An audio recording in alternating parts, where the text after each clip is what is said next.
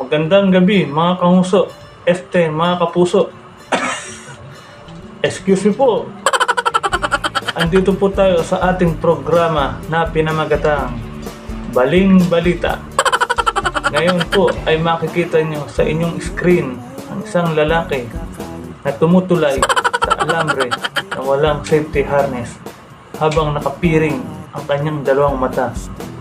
Makikita sa video ang kanyang pagtulay sa kabilang panig sa alambre mga kapuso. Panoorin niyong mabuti ang kanyang pagtulay mga kapuso.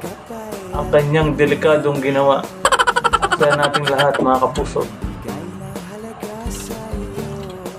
Paalala lang sa mga bata, huwag niyong tutularan. Bawang mga eksperto ang mga gumagawa nito mga kapuso. Patnubay ng magulang ang kailangan.